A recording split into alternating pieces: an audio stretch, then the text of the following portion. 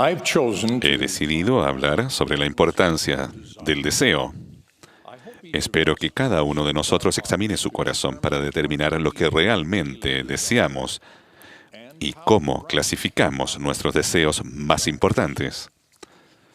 Los deseos dictan nuestras prioridades. Las prioridades establecen nuestras decisiones y las decisiones determinan nuestros actos.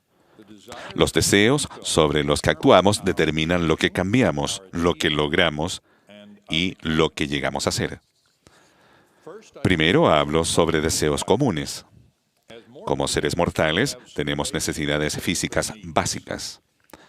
Los deseos que satisfacen estas necesidades compelen nuestras decisiones y determinan nuestros actos. 3 ejemplos demostrarán cómo anulamos estos deseos con otros deseos a los que consideramos más importantes. Primero, la comida. Tenemos la necesidad básica de la comida, pero por un tiempo ese deseo puede superarse por un deseo más fuerte de ayunar. Segundo, un techo. Como un jovencito de 12 años, me resistía al deseo de refugiarme bajo un techo porque tenía un deseo mayor de cumplir con el requisito de escultismo de pasar una noche en el bosque. Yo era uno de los tantos jovencitos que dejaba las cómodas tiendas o carpas y hallaba el modo de construir un refugio y preparaba una cama primitiva de los materiales naturales que podíamos hallar. Tercero, el dormir. Incluso este deseo básico puede anularse por un deseo aún más importante. Como un joven soldado de la Guardia Nacional de Utah, aprendí del siguiente ejemplo de un oficial experto en combate. En los primeros meses de la Guerra de Corea, se llamó al servicio activo a una batería de artillería de campaña de Richfield de la Guardia Nacional de Utah. La batería, comandada por el capitán Ray Cox, constaba de unos 40 hombres mormones. Después de entrenamiento adicional y con soldados de reserva como refuerzo de otros lugares, se les envió a Corea, donde experimentaron algunos de los combates más feroces de esa guerra. En una batalla, tuvieron que rechazar un asalto directo hecho por cientos de infantes enemigos, la clase de ataque que había anulado y destruido a otras baterías de artillería de campaña. ¿Qué tiene que ver esto con el superar nuestro deseo de dormir? Durante una noche crucial, cuando la infantería enemiga había atravesado el frente y la retaguardia, que estaba en manos de la artillería, el capitán hizo que las líneas telefónicas se conectaran con su tienda de campaña y ordenó que los numerosos guardias que cuidaban el perímetro lo llamaran a cada hora en punto a lo largo de toda la noche. Eso mantuvo a sus guardias despiertos, pero también significó que se interrumpiera el sueño del capitán Cox una y otra vez. ¿Cómo lo hizo?, le pregunté. Su respuesta demuestra el poder de un deseo abrumador. Sabía que si alguna vez regresábamos a casa, me encontraría con los padres de esos muchachos en las calles de nuestro pequeño pueblo. Y no quería mirar a ninguno de ellos si sus hijos no habían regresado a casa por algo en lo que yo había fallado como su comandante. ¿Qué ejemplo del poder que significa un deseo abrumador en cuanto a prioridades y actos? Qué ejemplo potente para todos nosotros que somos responsables por el bienestar de otras personas, padres, líderes y maestros de la iglesia. Para concluir esa ilustración, temprano en la mañana que siguió a esa noche de insomnio, el capitán Cox guió a sus hombres en una contraofensiva sobre la infantería enemiga. Tomaron 800 prisioneros y solo tuvieron 2 heridos. Se le condecoró a Cox por su valentía y a su batería se le condecoró con la unidad con mención presidencial por su extraordinario heroísmo. Y, como los guerreros de Elamán, todos regresaron a casa. El libro de Mormón contiene muchas enseñanzas sobre la importancia del deseo. Después de muchas horas de luchar con el Señor, se le dijo a Enoc que sus pecados le eran perdonados. Entonces él empezó a anhelar el bienestar de sus hermanos. Él escribió: y después que hube orado y me hube afanado con toda diligencia, me dijo el Señor: por tu fe te concederé conforme a tus deseos. Noten los tres factores esenciales que precedieron la bendición prometida: deseo, labor y fe. En su sermón sobre la fe, Alma enseña que la fe puede comenzar aunque no sea con un deseo de creer, si dejamos que ese deseo obre en nosotros.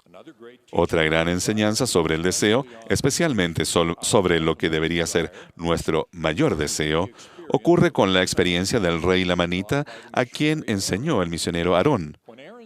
Cuando las enseñanzas de Aarón captaron su interés, el rey preguntó: ¿qué haré para nacer de Dios y lograr esa vida eterna? Aarón contestó: si tú deseas esto, si te arrepientes de todos tus pecados y te postras ante Dios e invocas con fe su nombre, creyendo que recibirás, entonces obtendrás la esperanza que deseas. El rey así lo hizo, y en una oración potente declaró: abandonaré todos mis pecados para conocerte y ser salvo en el postrer día. Con ese compromiso y esa determinación de su mayor deseo, su oración se contestó de manera milagrosa. El profeta Alma tuvo un gran deseo de proclamar el arrepentimiento a todo pueblo, pero finalmente entendió que él no debía desear el poder imperioso que eso requeriría porque, concluyó él, un Dios justo concede a los hombres según lo que deseen, ya sea para muerte o para vida. De modo similar, en la revelación moderna, el Señor declara que Él juzgará a todos los hombres según sus obras, según el deseo de sus corazones. ¿Estamos en verdad preparados para que nuestro juez eterno coloque la enorme trascendencia que esto tiene en lo que realmente deseamos? Muchas escrituras hablan sobre lo que deseamos en términos de lo que buscamos. El que temprano me busca, me hallará y no será abandonado. Buscad diligentemente los mejores dones. El que con diligencia busca, hallará. Allegaos a mí, y yo me allegaré a vosotros. Buscadme diligentemente, y me hallaréis. Pedid, y recibiréis. Llamad, y se os abrirá. Reajustar nuestros deseos para dar la más alta prioridad a las cosas de la eternidad no es fácil.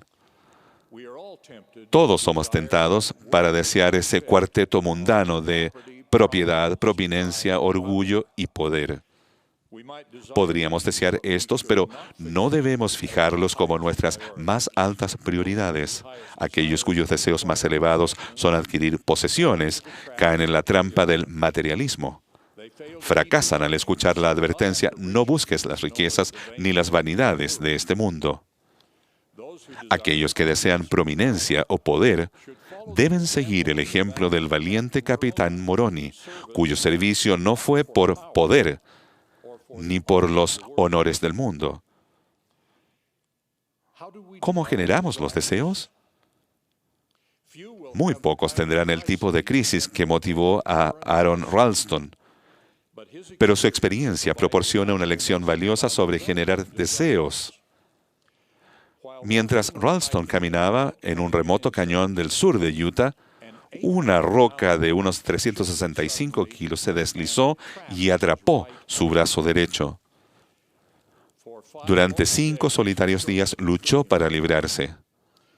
Cuando estaba a punto de darse por vencido y aceptar la muerte, tuvo una visión de un niño de 3 años que corría hacia él, a quien levantaba con su brazo izquierdo. Entendiendo esto como una visión de su futuro hijo y la seguridad de que aún podría vivir, Ralston se armó de valor para tomar la medida drástica que salvaría su vida antes de quedarse sin fuerzas. Quebró los 2 huesos de su brazo derecho atrapado y después utilizó el cuchillo que tenía en la mano para cortarse ese brazo. Entonces se armó de valor para caminar 8 kilómetros para pedir ayuda. ¡Qué ejemplo del poder que tiene un deseo abrumador! Cuando tenemos una visión de lo que podemos llegar a ser, nuestro deseo y nuestro poder para actuar aumentan enormemente.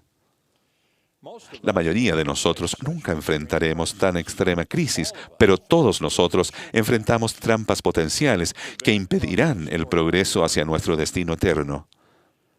Si nuestros deseos rectos son lo suficientemente intensos, nos motivarán a cortar y a librarnos de adicciones y de otras presiones pecaminosas y prioridades que previenen nuestro progreso eterno. Debemos recordar que nuestros deseos rectos no pueden ser superficiales, impulsivos ni temporarios. Tienen que ser sinceros, inquebrantables y permanentes. Motivados de ese modo, procuraremos la condición descrita por el profeta José Smith hasta vencer lo malo de nuestra vida y perdamos todo deseo de pecar. Esa es una decisión muy personal. Como el elder Neil A. Maxwell dijo, cuando se describe a las personas como que han perdido el deseo de pecar, son ellas y solamente ellas quienes han decidido dejar en forma deliberada esos malos deseos al tener la voluntad de abandonar todos sus pecados para llegar a conocer a Dios. Por lo tanto, todo eso que deseamos insistentemente con el tiempo es lo que finalmente llegaremos a hacer y lo que recibiremos en la eternidad. En tanto que es importante perder todo el deseo de pecar, la vida eterna requiere más. Para lograr nuestro destino eterno, desearemos y trabajaremos por las cualidades que se necesitan para llegar a ser un ser eterno. Por ejemplo, los seres eternos perdonan a todos los que les han hecho daño. Ellos ponen el bienestar de los demás por delante de sí mismos y aman a todos los hijos de Dios. Si eso parece demasiado difícil, y en verdad no es fácil para ninguno de nosotros, entonces debemos comenzar con un deseo de tener dichas cualidades e implorar a nuestro amado Padre Celestial ayuda por nuestros sentimientos.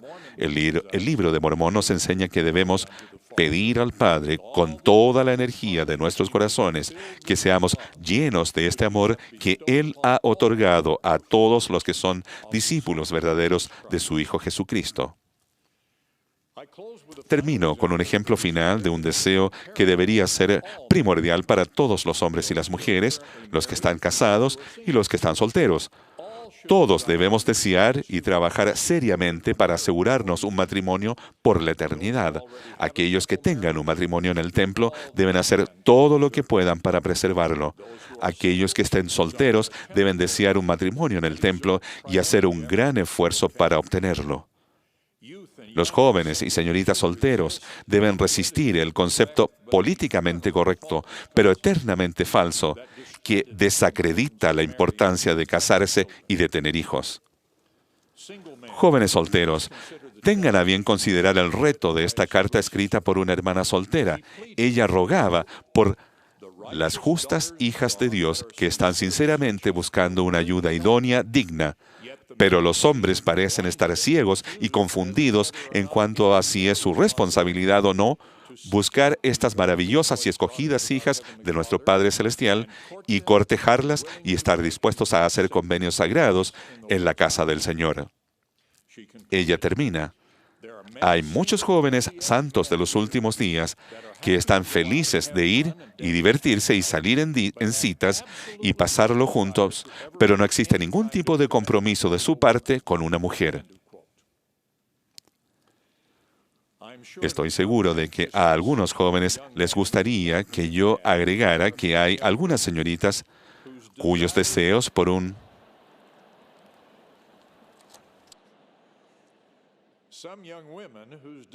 Algunas señoritas cuyos deseos por un casamiento digno y por tener hijos se encuentran muy por debajo de sus deseos de lograr una carrera u otras distinciones terrenales. Tanto hombres como mujeres necesitan deseos rectos que los conducirán a la vida eterna. Recordemos que los deseos dictan nuestras prioridades. Las prioridades establecen nuestras decisiones y las decisiones determinan nuestros actos. Además, con nuestros actos y nuestros deseos, lo que causa que lleguemos a hacer algo, tanto un amigo sincero, un maestro talentoso o uno que merezca la vida eterna. Testifico de Jesucristo, cuyo amor, cuyas enseñanzas y cuya expiación lo hacen todo posible. Ruego que, sobre todo, deseamos llegar a ser como Él, de modo que un día podamos regresar a su presencia para recibir la plenitud de su gozo. En el nombre de Jesucristo,